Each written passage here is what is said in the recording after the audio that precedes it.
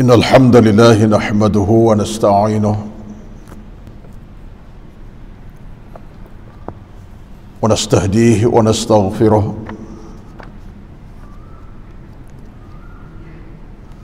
ونعوذ بالله من شرور أنفسنا ومن سيئات أعمالنا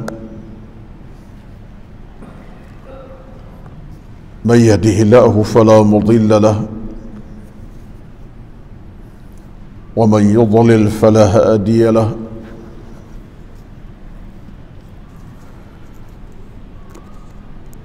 أشهد أن لا إله إلا الله وحده لا شريك له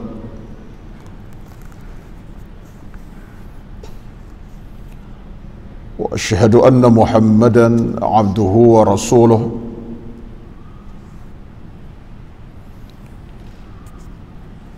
ربنا عليك توكلنا وإليك أنبنا وإليك المصير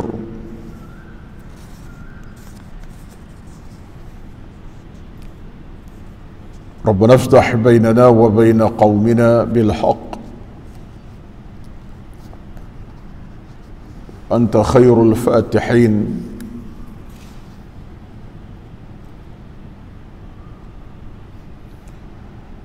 بسم الله الذي لا يضر مع اسمه شيء في الأرض ولا في السماء وهو السميع العليم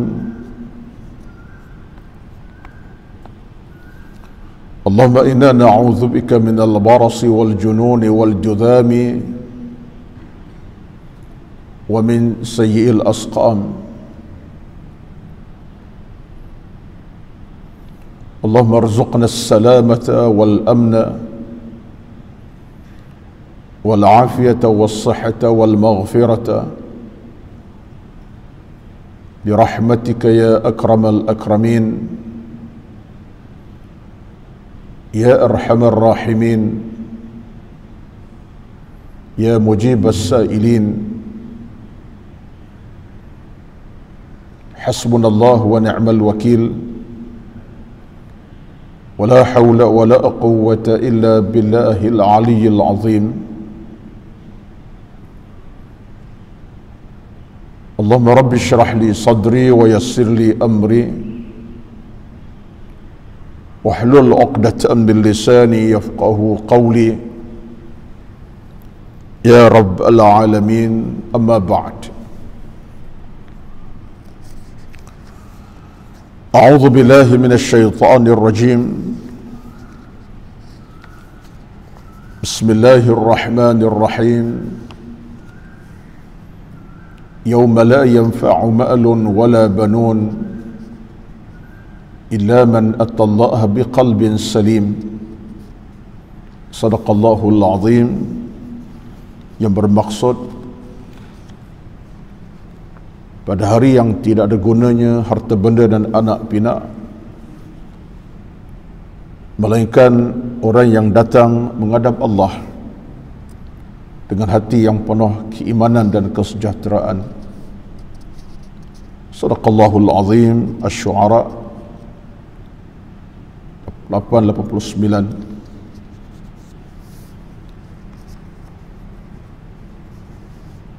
Yang dihormati dikasihi Al-Fadhil Datuk Nazir Datuk Pengurusi dan Kuasa Pengurusan Masjid Bangsa dan seluruh dan Kuasa Pengurusan, Ashabul Fadilah, Tuan Imam yang bertugas pada pagi ini, Tuan Bilal, dan yang dihormati seluruh kehadiran para jamaah muslimin dan muslimat, tuan-tuan, puan-puan, tetamu-tamu subuh yang dirahmati, yang diberkati, mudah-mudahan dalam bimbingan, jagaan, peliharaan dan pemeliharaan oleh Allah Azza wa Jalla, dan sentiasa kita dalam keadaan selamat sejahtera dari sebarang musibah, wabak dan sebagainya dengan izin Allah Azza wa Jalla, insya-Allah. Alhamdulillah, di pagi yang penuh barakah ini kita dapat bersama-sama berkumpul di tempat yang berkat, di waktu yang berkat, di majlis yang berkat. Mudah-mudahan dalam lingkungan keberkatan yang berterusan, keberkatan yang tiada sempat dan hujungnya, kita termasuk dalam golongan yang telah difirmankan oleh Allah dalam Al-Quran, dalam surah Al-A'raf, walau anna ahlal qura amanu wattaqaw lafatahna alaihim barakatin minas sama'i wal ard. Allah sebut dalam ayat itu bagaimana segolongan manusia, penduduk sebuah kampung, sebuah negeri, sebuah negara, mereka beriman bertakwa, amanu wattaqaw. Apa hasilnya? Kata Allah Azza wa Jalla, la fatahna alaihim barakatin minas sama'i wal ard. Niscaya kami akan limpah ke atas mereka keberkatan langit dan bumi. Ini satu janji daripada Allah Azza wa Jalla yang pasti akan dapat kita nikmati dan kita rasai. Allah tidak pernah mungkir janji terhadap hamba-hamba yang beriman bertakwa. Sebab itulah tuan-tuan sedang hadirin jemaah yang dirahmati Allah sekalian, apapun segala kekuatan yang kita harus miliki dalam hidup ini, puncanya adalah ilmu dan iman. Itulah kekuatan kita dalam kita melayari bahtera hidup, dalam apa situasi sekalipun, dalam ujian mendatang, kenikmatan kita rasai, ketenangan kita hayati, kepayahan kita alami, tak ada kunci yang paling besar yang patut menjadi kunci utama dalam perjalanan kita kecuali ilmu dan iman. Itulah yang diajar oleh Allah kepada kita. Kerana faktor ilmu dan faktor iman pasti akan mengukuhkan nilai hidup manusia dalam kacamata agama. Kan Allah akan pandang orang-orang yang berilmu dan beriman dengan pandangan cinta sayang kasih, bukan murka, bukan benci, bukan. Satulah kata Al-Imamul Ghazali rahmatullahi alaih dalam bicara tasawufnya, disebut betapa sesuatu perjalanan yang diikat dengan ilmu itulah jalan kemenangan. Satu jalan diikat dengan iman, itulah jalan kemuliaan. Diikat oleh ilmu dan iman, jalan kemenangan, jalan kemuliaan. Tak ada jalan ketiga, keempat, kelima, keenam. Oleh itulah kita, alhamdulillah, Allah bekalkan kepada saya dan insya-Allah kita semua, saya termasuk, tuan-tuan, puan-puan termasuk dalam golongan yang dipilih oleh Allah Azza wa Jalla, terus beribadat, tunduk, sujud, bertasbih, bertahmid, berzikir, berqiyam, bertahajud, merintih, berdoa dalam apa situasi.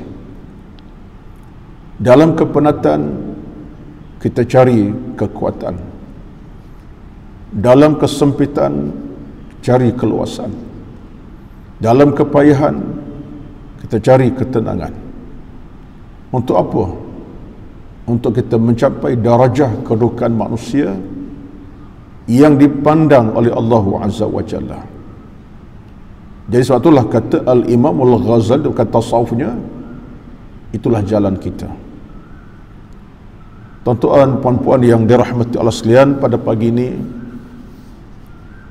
saya ingin metik beberapa ayat suci Al-Quranul Karim, iaitulah ayat daripada surah Al-Hijr,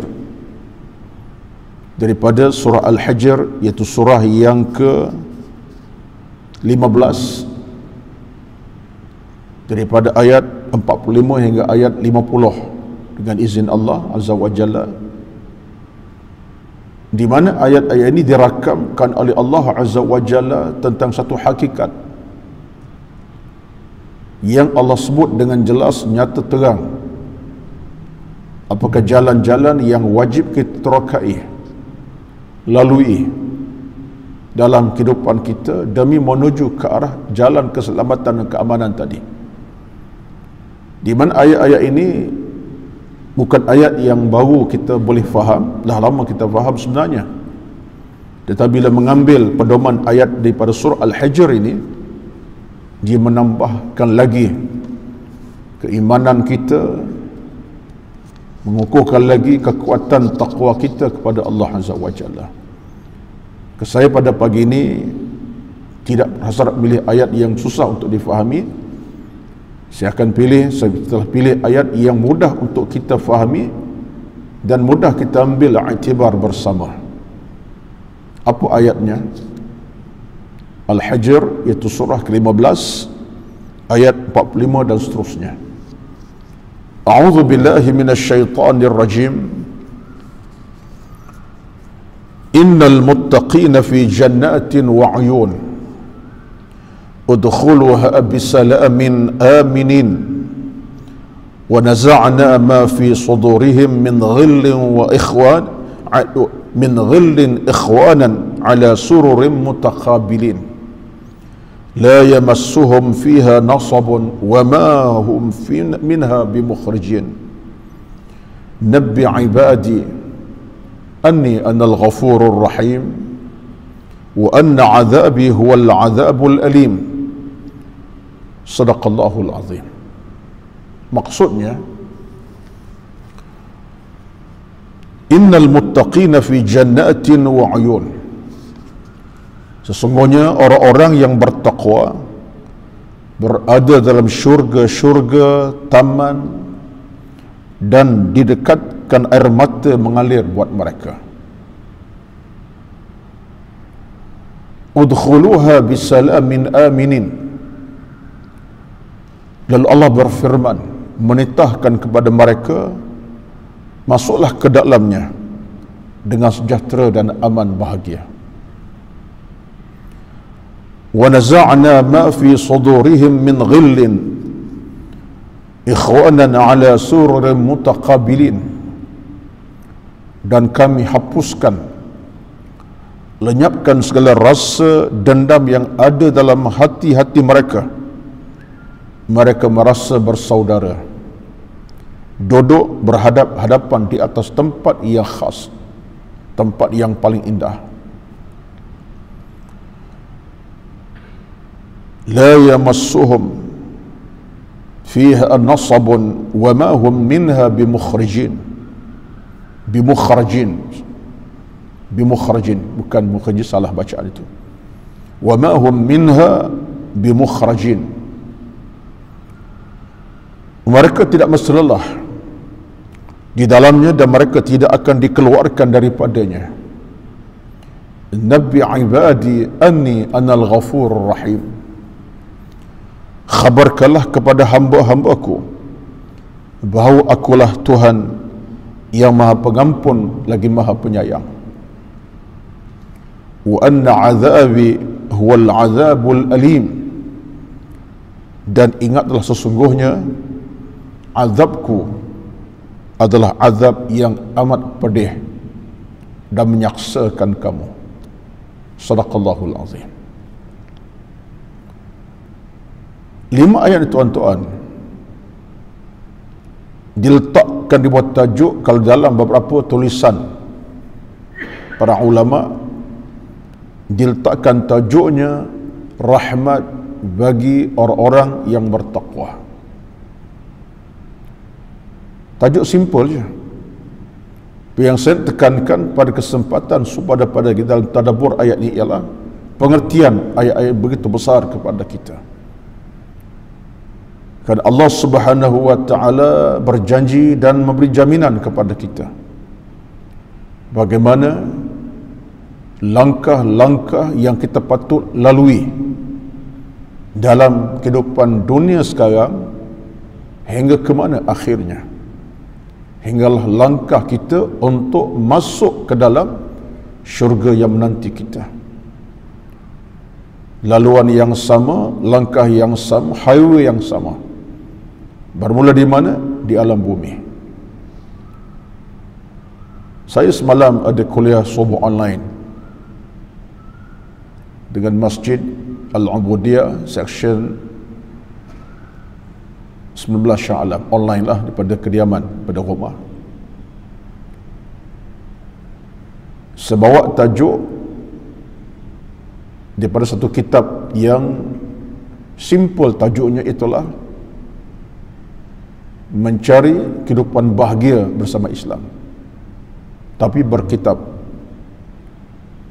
Antara menarik perhatian saya sebut dalam ceramah kuliah online semalam, ada rakamannya, ada rekodnya dalam FB saya, FB Masjid.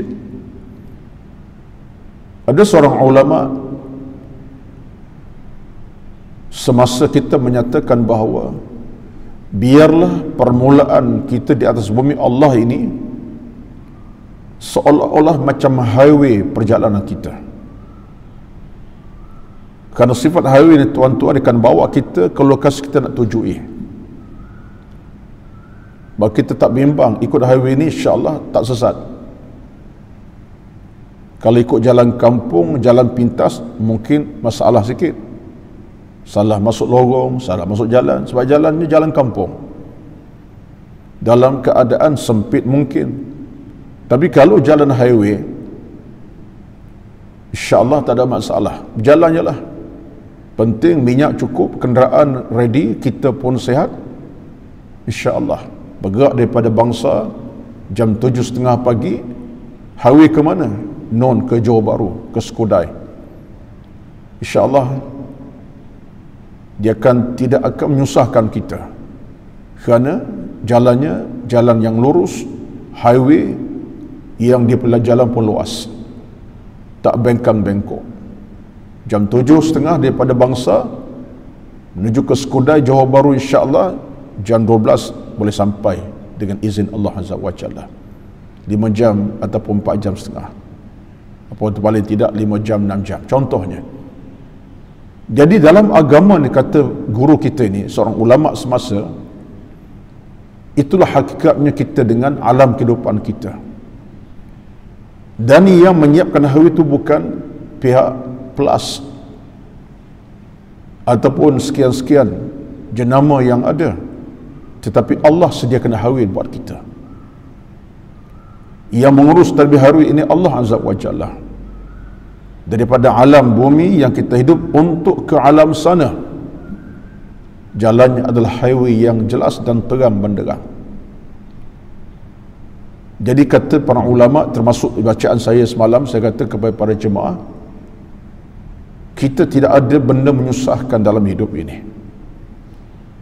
Ibarat highway tadi, makna jelas, terang jalannya. Hanya sampai masa, sampailah kita 5 jam, 6 jam perjalanan. Bila sampai di Skudai, Johor Bahru, tak ada masalah. Kalau kita bertemu dengan keluarga, bertemu keluarga. Nak bertemu dengan mak dan ayah kita, alhamdulillah dapat bertemu. Adik-beradik contohnya. Jadi ibaratnya, kata guru kita ini dalam kitab tulisannya, samalah kita dengan urusan hidup sekarang ini. Yang duk jadi bengkang-bengkok hidup ini bukan Allah yang bengkang-bengkokkannya, tapi kita milih jalan yang berbengkang-bengkok dalam keadaan di mana kita pilih jalan yang salah. Akhirnya kita memilih jalan hidup yang tidak betul. Dan bila sampai ketika waktunya, bila sampai waktu ketikanya, kita boleh sampai tempat kita nak tujui, maka jangan salahkan Allah Azza wa Jalla. Maka ayat ini, 5 ayat ini walaupun begitu sifatnya, pengertiannya, itulah maksud Allah kepada kita. Jadi Allah sebut dalam ayat ini, inna lil muttaqina fi jannatin wa uyun. Allah nyata kepada kita, jangan bimbang hei orang-orang yang bertakwa.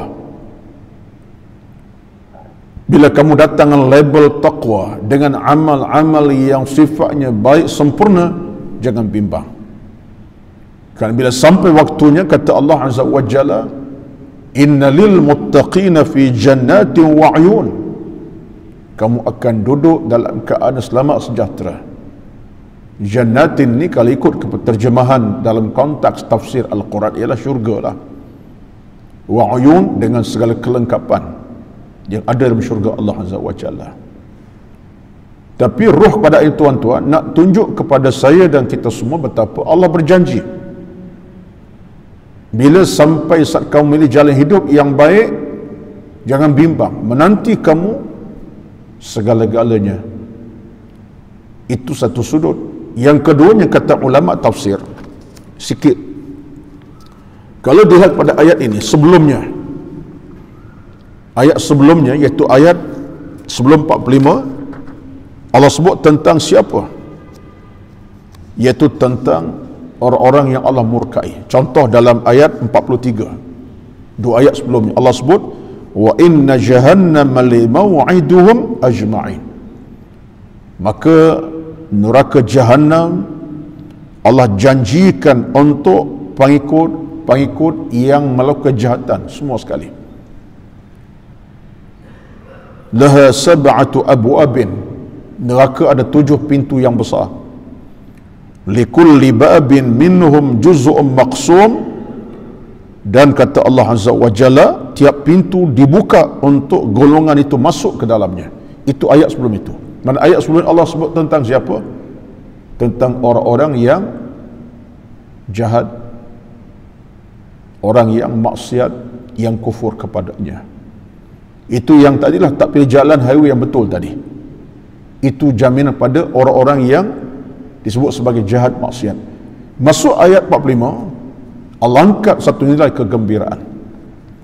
Apa nilai kegembiraan? Allah kata apa? Inna lil muttaqina, sesungguhnya bagi orang-orang bertakwa, innal muttaqina, ya, orang-orang bertakwa kata Allah, fi jannatin wa uyun, mereka hidup dan mereka akan berada dalam syurga dengan keadaan yang tenang setenang-tenangnya, di dekat mereka dengan nikmat yang pelbagai. Ayat ni tuan-tuan, ada serampang banyak mata, bukan satu mata saja. Bila Allah sebut tentang nikmat ahli syurga yang bertakwa ini, satu benda yang jelas kepada kita. Tapi sebalik itu, ini menunjuk kepada kita betapa Allah merangsang hambanya supaya kamu hidup dalam ada cita-cita. Apa cita-citanya? Nak dapat redha aku, rahmat aku, dan keselamatan daripada aku di alam mahsyar nanti. Inilah yang disebutkan oleh Al-Imam As-Suyuti rahmatullahi alaihi dalam tafsirannya. Dia kata apa? Dia kata, biarlah kita sebagai manusia hidup dengan kompas, dengan satu panduan yang jelas, kompas yang bawa kita ke jalan hidup yang betul. Allahu Akbar, tuan-tuan dan puan-puan dirahmati Allah sekalian.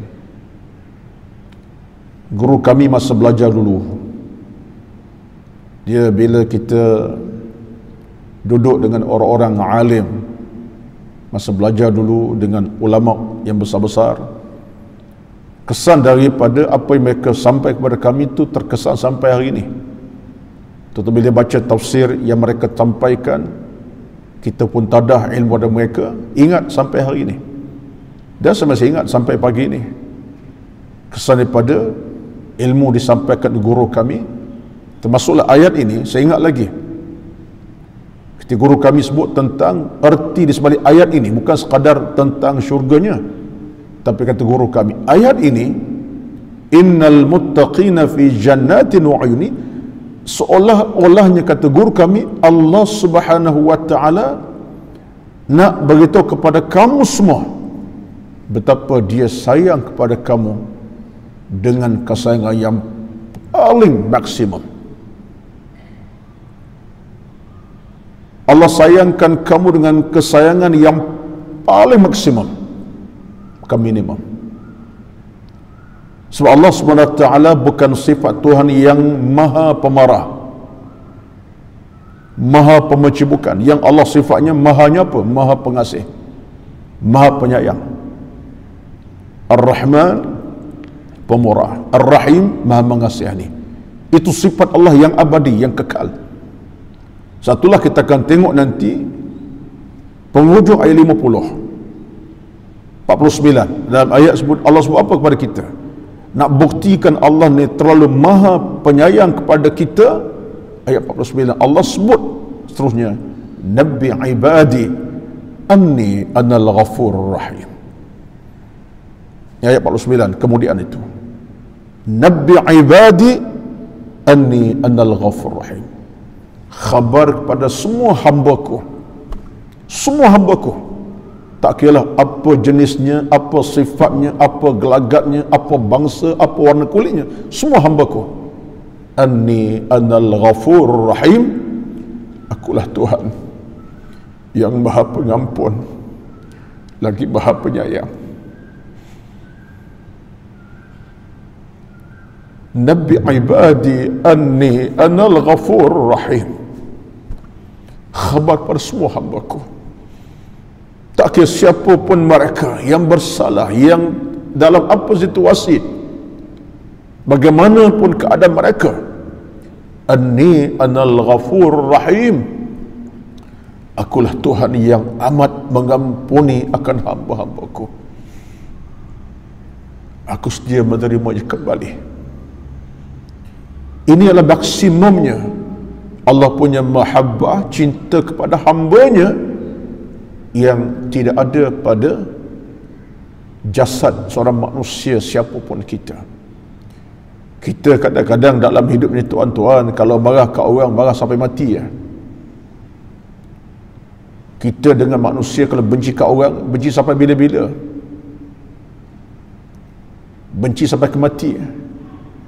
Lebih teruk sampai kepada anak pinak si mati pun kita benci lagi. Ada sebab tertentu. Nak hulurkan kemaafan sepatah, oh bukan mudah. Kita boleh jadi macam tu, tapi Allah SWT tidak begitu. Ini kata guru kami, maksimumnya tahap cinta Allah kepada kami tak boleh diukur dengan apa saja. Itulah bila Allah tawar kepada kita, innal muttaqina fi jannatin wa uyun. Aku, kata Allah Azza wa Jalla, nak jadikan hamba-Ku yang bertakwa dalam keadaan yang begitu indah, cantik kedudukannya. Sarana tuan-tuan, kata para ulama yang lain, menunjukkan bagaimana peluang dan ruang itu ada di depan kita. Suatulah dalam hidup ini, kata Al-Imam Al-Ghazali juga, di samping saya sebut tadi ilmu dan iman tadi, dia sebut lagi, dia kata apa? Dia kata, biarlah kita dalam hidup ini, kita sentiasa membuka satu pintu yang paling kita kena buka malam siang. Pintu apa? Pintu hati. Kata Imam Ghazali, dalam hidup kita malam siang, bukalah pintu itu malam siang, buka, jangan tutup. Itu pintu hati, bukan pintu mata semata-mata. Pintu mata boleh tutup dan boleh celik bila-bila masa, tapi pintu hati jangan tutup. Pintu hati kena buka malam siang. Supaya apa? Supaya bila pintu hati kita buka, kita boleh menerima kebaikan, mudah masuk, amal soleh mudah kita buat, apa saja berunsur kebaikan kita mudah terima dan kita boleh buat, sebab pintu hati kita buka. Kata Imam Al-Ghazali rahmatullahi alaihi. Kerana sejahat-jahat manusia ialah bila mana hatinya tertutup. Sejahat-jahat manusia bila hatinya tertutup dan ditutup, sama ditutup dengan ditutup atau Allah tutup. Kita kena ingat, so hati kita kadang-kadang Allah boleh tutup sebab dah jahat sangat, dosa banyak sangat. Sammum bukmun umyun fahum la yaqilu, ya, Allah boleh tutup. Akhirnya bila Allah tutup pintu hati payah. Tetapi masalahnya Allah tu kita tutup. Allah tak tutup, kita tutup pintu hati kita. Tak boleh menerima kebaikan dengan mudah. Tak boleh menerima kebaikan dengan cara yang paling waras. Kita yang tutup. Bila Allah tutup, sebab kita dah tutup, itu lagi bahaya. Dua tutupan kita tak nak lah. Jadi kalau kita dibuka pintu hati, kata Imam Ghazali, kita akan dapat meraih banyak perkara kebaikan dalam hidup ini, memudahkan urusan amal, urusan ilmu. Kita menilai, tuan-tuan, kita menilai sendiri. Saya tak tahulah kalau saya bagi contoh-contoh yang agak tinggi sikit, saya pun tak erti. Tapi sebagai contoh yang simple, yang mudah sajalah. Macam mana pintu hati kita ini jadi hati yang terbuka. Dan memang kita buka pintu hati untuk mendengar kebaikan, menerima kebaikan. Contohnya, simple contoh saya tak boleh bagi contoh yang pelik-pelik. Saya pun tak erti nak cakap contoh pelik-pelik. Contohnya, jam subuh sekarang lah. Jam subuh 6:04 minit sekarang. Dalam tempoh seminggu dua ni 6-4 minit. Kalau kita ada pintu hati yang bercahaya, pintu hati yang ada cahaya keimanan, kita buka dia, kita bersedia untuk mendengar azan berkumandang, bukan dengar azan, sedia untuk mendengar walaupun azan tu dah ready dah. Kerana kita rasa seronok untuk bangun jam subuh, dapat berjemaah satu perkara.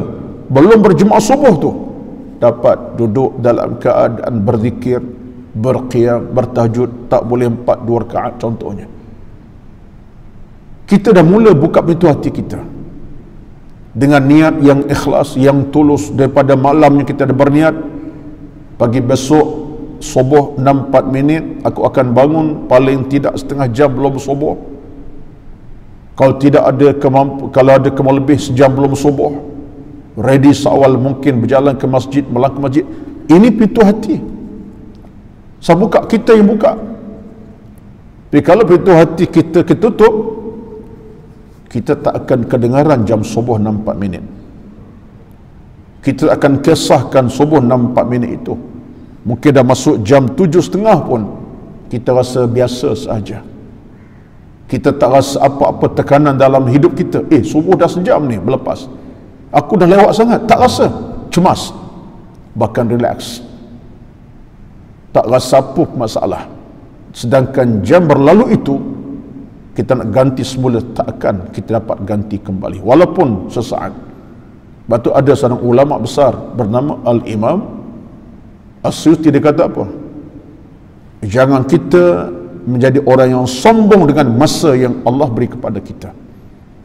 Kenapa? Sebab masa yang Allah beri itu tak akan pulang kali yang kedua walaupun sesaat, bukan sejam. Sebab tu dalam hal ini, kalau kita tengok dalam surah Al-Hasyr, Allah sebut dengan nyata kepada kita. Apa kata Allah tentang masa? Wal tanzur nafsum ma qaddamat li ghadin wattaqullah. Hei manusia, tolong tengok masa hidup kamu macam mana. Perhati masa kamu. Sebab apa? Sebab urusan masa waktu bukan urusan kamu. Sebab tu ada hukum fiqh, bukan fiqh lah, hukum dalam hadis. Seorang yang tinggalkan puasa sengaja, Ramadan lah,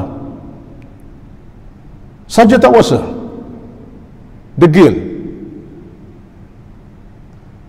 tinggalkan Ramadan secara sengaja. Kalau dia tinggal kerana sakit demam, lain cerita, uzur syar'i tak apa, ada hukumnya. Tapi ni tinggal sengaja, tak puasa. Ada hadis sebut, Nabi sebut dalam hadis yang Nabi kata apa? Kalau dia ganti kemudian, tak sama dengan detik Ramadan yang dia tinggalkan. Besar tu. Tapi kena gantilah. Dah insaf dengan dosa-dosa tinggal puasa Ramadan, sama sekali kena ganti qada. Tetapi Nabi sebut sebenarnya detik Ramadan tinggal tak sama lagi dah. dengan gantian. Kena ganti, tapi nak ceritanya nilai hari Ramadan tinggal tak sama dengan detik waktu dia berpuasa itu. Allah, bayangkan tuan-tuan, samalah kaedah kata ulama dengan orang tinggal sembahyang. Yang tinggal sembahyang secara jahil, tak mengaji, tak belajar atau secara angkuh, detik jam subuh 6:40 tak akan sama lagi lusa besok tolat, walaupun dia wajib qada sembahyang. Ini satu benda yang mengikat, sehinggalah satu ketika diriwayatkan Umar radhiyallahu anhu, saya ingat saya dah sebut kat sini acap kali, kalau ulang pun tak apalah, benda ilmu kita ulang tak apa, lagi melekat. Sayyidina Umar bin Al-Khattab radhiyallahu anhu bukan calon-calon orang. Umar radhiyallahu bukan taraf kita keimanan, ketakwaan, bukan taraf seorang imam dalam keimanan ketakwaannya, hamba Allah yang hebat, teguh imannya, ahli syurga disebutkan hadis Nabi minal ashur basyarin. Kerana Umar radhiyallahu satu hari terlewat sembahyang asar berjemaah, bukan tak sembahyang, hanya terlewat asar berjemaah. Amalan hariannya jemaah asar tetap dengan Nabi, jam asar sama Nabi salat. Hanya kerana hari itu beliau masuk ke kebun tamarnya, cuaca pun seronok, cantik petangnya, dia pergi ke kebun tamar dia. Kebetulan pula musim tamar masak, dia pun rasa kecap buah tamar, dalam keadaan kebun tamar pun indah, seronok. Seronok kebun tamar itu dengan duk kecap buah-buah yang manis, dia perasan matahari dah agak condong sikit, makna asar dah masuk dan waktunya dah berlalu. Lantas dia bekerja tinggal kebun tamar ke Masjid Nabawi. Sesampai Masjid Nabawi, sahabat dah mula bagi salam belaka dah, maksudnya dah selesai sembahyang asar berjemaah. Arti dia tak sempat berjemaah, bukan tak semasa ni, tak sempat berjemaah dengan Nabi sallallahu. Lalu Umar menangis, sebayalah seorang-seorang dia bertemu Nabi, ya Rasulullah, aku ni berdosa hari ni. Dia kata dia berdosa, bukan bukan tak sembahyang asar, tapi seorang lah dalam waktu lagi, cuma kan tak sempat berjemaah. Nabi kata aku berdosa.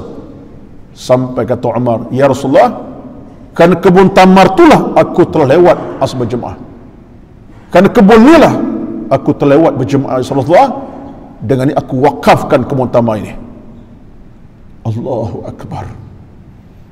Dia wakafkan kebun tamar, tuan-tuan, untuk membeli harga nikmat berjemaah dengan Nabi SAW. Sejarah itu tak mudah berlaku kepada sesiapa pun kita, tuan-tuan. Bukan mudah ni, tuan-tuan. Dia wakaf kebun tamar, nak bayar harga kesilapannya, kealpaannya, kan tak sempat jemaah dengan Nabi SAW. Allahu Akbar. Ini ada rakaman cerita dalam kitab-kitab sirah, kitab sejarah, tentang hebatnya Umar bin Al-Khattab radhiyallahu anhu. Di mana kita? Di mana kita, tuan-tuan? Di mana anak-anak kita? Dengan solat tadi sebagai contoh. Allahu Akbar. Hal ini, tuan-tuan, jadikan renungan besar kepada kita. Nilai keimanan yang bila dah masuk menusukkan hati tadi, dibuka dengan keimanan, manusia ini, tuan-tuan, dia boleh bertindak sesuatu dengan keimanan. Ada cerita yang lain lagi saya nak sebut. Tadi sebut Sayyidina Umar, ini sebab ini masyhur. Ingat Nabi menangis. Sebab dia menangis sebab tindakan Umar ni tindakan yang begitu tinggi nilainya, qimahnya tinggi, sehinggalah akhirnya kebun Umar tadi menjadi hak masyarakat Madinah, kan wakaf, bukan milik dia lagi dah. Dan Umar pada seketika yang lain disebut riwayatnya, ada disebut riwayat kemudiannya, khas ketika dia jadi khalifah Islam yang kedua, jadi galah ganti kepada Abu Bakar radhiyallahu anhu, dia sentiasa ingatkan kepada rakyat julatanya supaya sentiasa berada dalam keadaan terikat dengan Allah Azza wa Jalla, dan cara ikat dengan Allah, kata dia, ialah dengan sentiasa jaga waktu solat kamu. Dahulukan Allah punya arahan, perintah, ajakan daripada mana-mana urusan keduniaan yang lain. Dia ingat balik sejarah dia dengan kebun tamarnya. Kerana kebun tamarnya cukup indah, masak ranum, dia lalai sekejap, menyebabkan dia tinggal luput waktu asar jemaah. Dia sebut balik supaya kamu dahulukan Allah daripada segala apa yang kamu nikmati. Tuan-tuan, puan-puan, mudah-mudahan kelangsungan cerita Ammar ini, walaupun kita tak mampu nak buat semacam itu, sekurang-kurangnya terjemahan kita melalui apa? Kalau kita tersilap sikit daripada sudut kehidupan beragama kita, lewat sikit semayang berjemaah contohnya, lalai sikit, istighfarlah. Ya Allah, astaghfirullahalazim, aku lalai kejap tadi. Aku bukan tak ada masa nak berjemaah, tapi saja-saja aja tak pergi. Aku bukan tak boleh bangun bangkit dalam 4 minit, tapi aku saja tak ada bangun awal. Istighfar kepada Allah Azza wa Jalla. Mudah-mudahan bayaran istighfar kepada Allah itu Allah terima by cash, bukan backdated. Allah terima by cash kepada kita, menjadikan kita dapat merapati Allah dengan sebaik-baiknya, dan kita masuk golongan ini. Innal muttaqina fi jannatin wa uyun. Allah berjanji orang bertakwa ini diberikan kebaikan oleh Allah melalui kehidupan yang bahagia, tenang, selamat, sejahtera dengan nikmat syurga yang mengalir. Kemudian Allah sebut ayat seterusnya dengan maksud yang saya bawa, ialah kata Allah, udkhuluha bisalamin aminin. Maknanya Allah sebut masuklah ke dalamnya sejahtera dan aman. Tuan-tuan, ayat ini ada makna tersirat. Bila Allah sebut udkhuluha bisalamin aminin,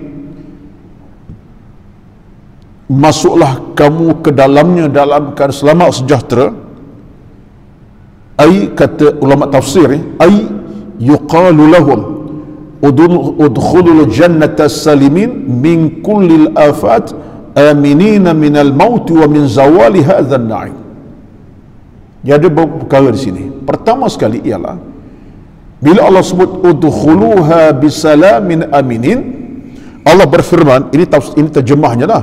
Allah berfirman, masuklah ke dalamnya dengan sejahtera, aman sejahtera. Allah sendiri seolah-olah menyambut hamba-hambanya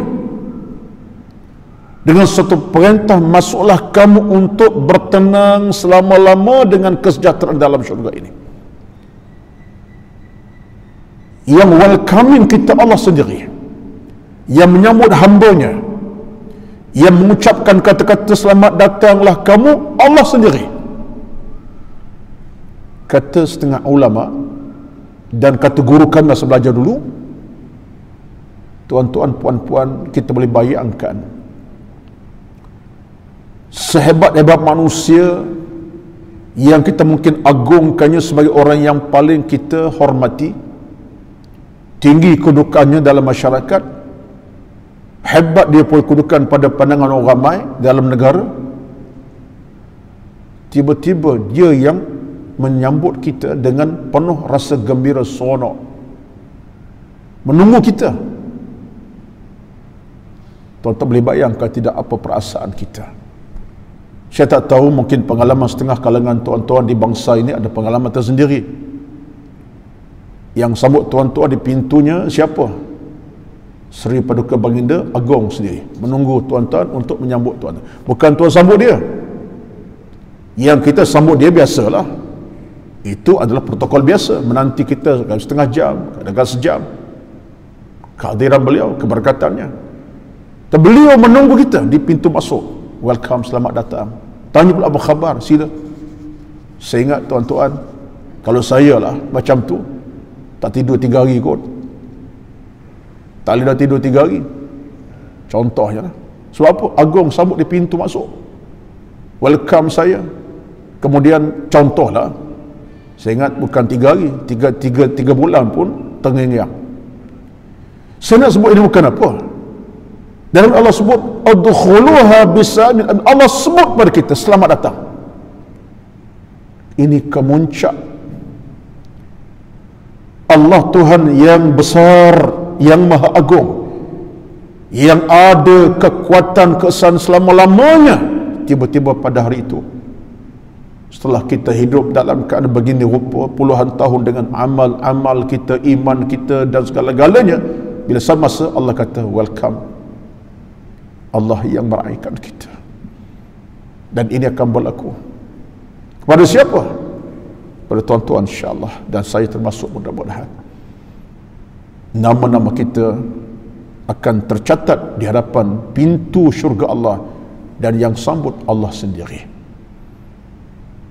Ya Allah, ya Tuhan kami, jadikan nama-nama kami Allah tercatat untuk disambut oleh-Mu ya Allah pada hari Engkau janjikan dalam ayat ini, udkhuluha bisalamin aminin. Itu satu perkara. Dan kata guru kami dan kata ulama setengahnya, ayat ini juga menunjukkan satu benda di sebaliknya. Arti orang-orang yang Allah benci, yang Allah tak suka, tak adalah. Golongan Allah benci, Allah tak redha, Allah tak suka, Allah terlalu murka, confirm dan pasti mereka tak akan dapat bertemu Allah Azza wa Jalla. Mereka tak akan disambut oleh Allah dengan begini sifatnya bagi orang. Sebaliknya orang bertakwa Allah sambut. Jadi golongan Allah benci, Allah murka, Allah tak redha, mereka tak ada peluang. Usahakan bertemu, tengok Allah pun mereka tak boleh tengok. Ya tuan-tuan, Allah sebut kepada kita dalam Quran, surah As-Sajdah, tengok ayat 13. Saya tak nak baca ayat, tuan terrujuklah. Allah sebut macam mana orang-orang yang kufur, yang ingkar, yang tak diterima Allah ini, di pada masyar mereka dalam keadaan tunduk. Tunduk dengan makna apa? Mereka tak nampak wajah Allah, tak dapat tengok Allah Azza wa Jalla. Usah nak bertemu rapat dekat, tengok pun tak boleh. Jadi itulah garis pemisah. Betapa untung dan beruntungnya orang-orang beriman, bertakwa, bila sampai di pada masyar, sampai ketikanya Allah akan sambut. Dan betapa kecewa kecundangnya orang-orang yang tidak dalam golongan yang Allah redha, mereka tak akan diraikan Allah Azza wa Jalla. Ini satu perkara. Yang keduanya, kata para ulama, bila Allah sebut udkhuluha bisalamin aminin, masuklah kamu ke dalam syurga dengan penuh kesejahteraan dan kemuliaan ini, maknanya disebut dalam riwayat hadis menyebut bahawa orang-orang beriman itu, tuan-tuan, Allahu Akbar, bila sampai waktu mereka didatangkan syurga buat mereka, adalah orang-orang yang paling bersih, paling suci.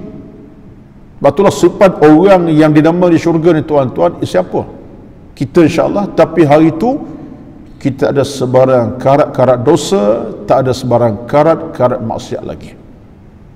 Satulah proses nak ke syurga ni, tuan-tuan, bermula dengan apa? Ini satu hakikat kita kena faham. Proses untuk ke syurga bermula dengan apa? Bermula dengan istighfar dan taubat.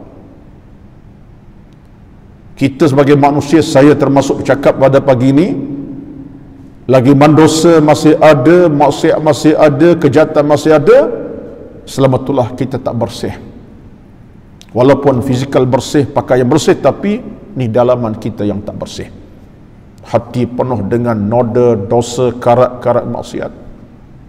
Mungkin kita bersih fizikal, baju baru pakai pukul 5 tadi, mandi lengkap, shampoo, sabun lengkap, pakai minyak wangi contohnya, betul. Tapi hakikatnya ialah lagi mana tak ada istighfar, tak ada taubat oleh diri kita masing-masing. Selama itulah masih melekat dalam jasad kita karat-karat noda maksiat dosa. Jadi itulah maka senjata orang beriman apa dia? Istighfar, taubat. Bila kita istighfar, taubat, kita mula bersih.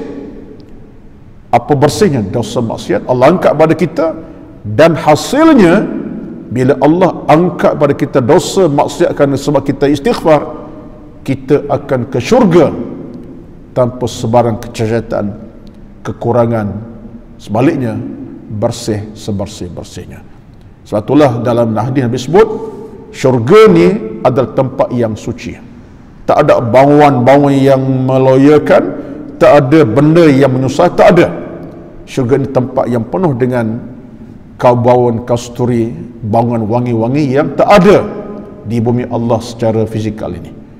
Sebab itulah ahli syurga ni, saya kebetulannya dalam tempoh beberapa minggu ini ada siaran bersama Astro Hari Tanpa Tarikh, dan hari Rabu nanti terakhir, episod terakhir 13. Saya sebut dalam bicara sebelum episod keberapa, tak ingat, ke-9 ke-10 baru ni, tentang ahli neraka Allah, ahli syurga. Yang neraka hari Rabu nanti, ancaman neraka terakhir, itu juga Allah disebut dalam hadis yang banyak. Saya tak sebut hadis secara ripatan, tapi maksudnya Nabi sebut bagaimana ahli syurga ni, tuan-tuan, ahli syurga ni, kita lah kita.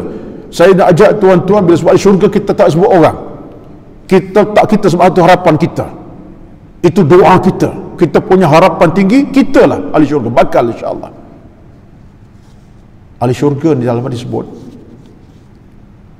mereka itu bila Allah bangkit untuk dibawa ke syurga, ada hadis sebut bau ahli syurga ni, tuan-tuan, sudah dapat dirasai.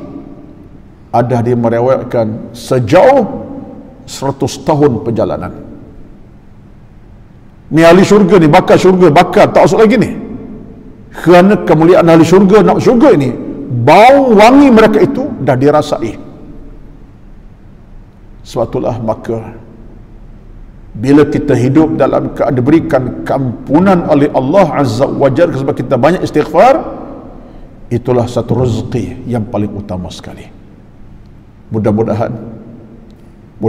tuan-tuan, rezeki istighfar kita panjangkan, rezeki taubat kita panjangkan tempohnya, malam, siang, pagi, petang, dini hari, senja, untuk sama-sama kita meraih segala pintu kemenangan, kejayaan, keselamatan. Terakhir,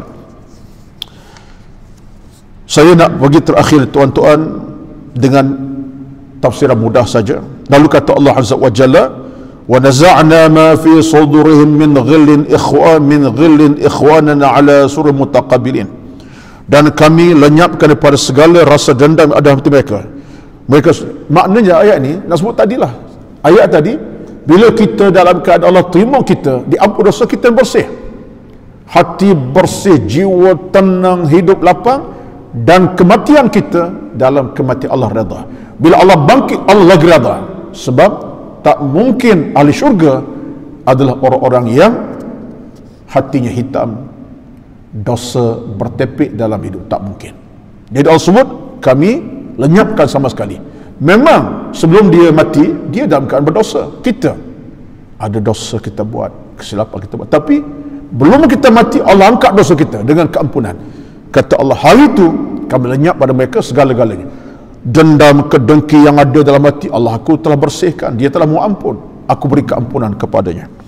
Lalu kata Allah Azza wa Jalla, la yamassuhum fiha nasabun wa ma hum minha bimukhrajin. Mereka dalam keadaan tidak lelah, susah dalam syurga, dan mereka tak akan dikeluarkan selama-lamanya.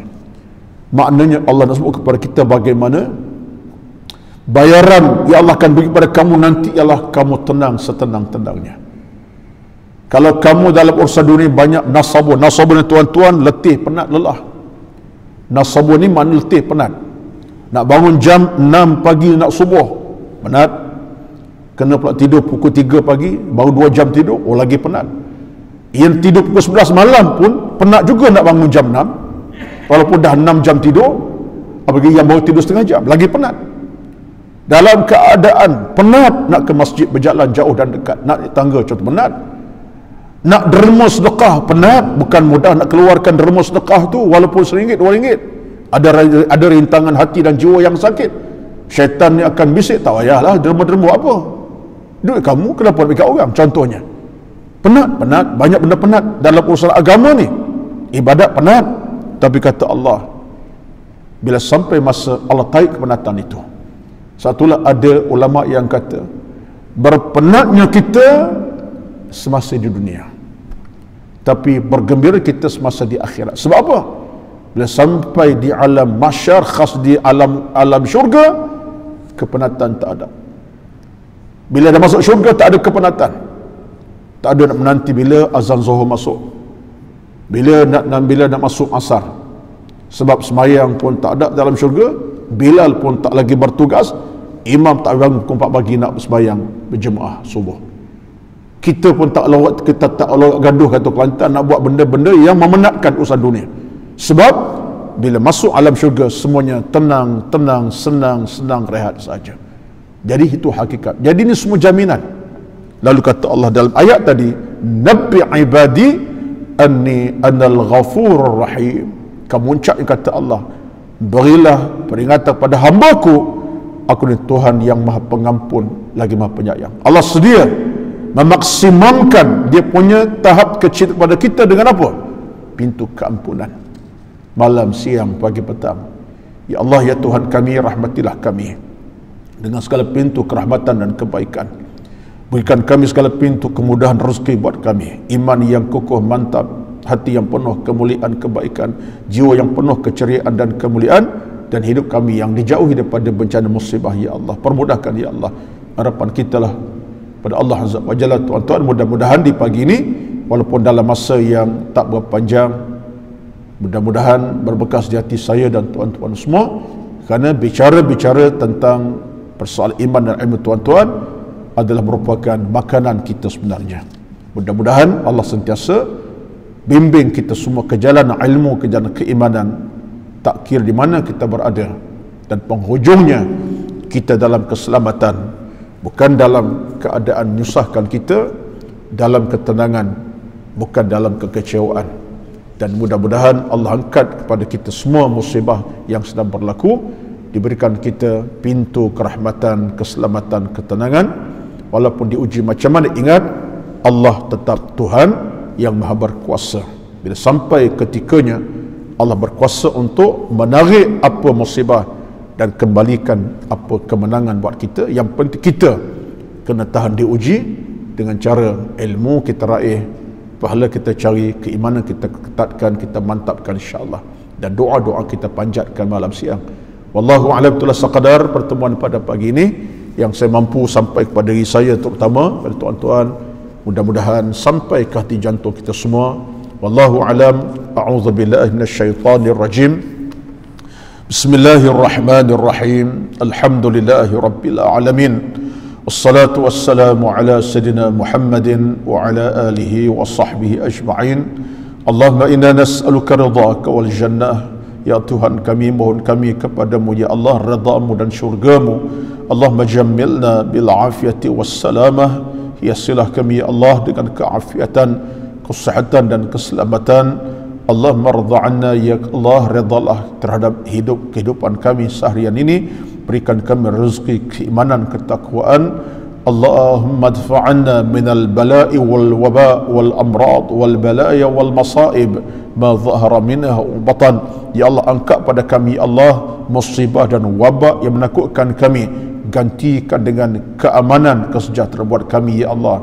Rabbana atina fid dunya hasanah. Ya Tuhan kami, berilah kepada kami dunia yang bahagia, membahagiakan kami, wa fil akhirati hasanah, akhirat yang bahagia, membahagiakan kami, wa qina azabannar, dan berilah kepada kami, jauhkan daripada kami api neraka yang membakar-bakar. Wassallallahu ala sayyidina Muhammad wa ala alihi wa sahbihi ajma'in. Walhamdulillahi rabbil alamin. Wassalamu alaikum warahmatullahi wabarakatuh.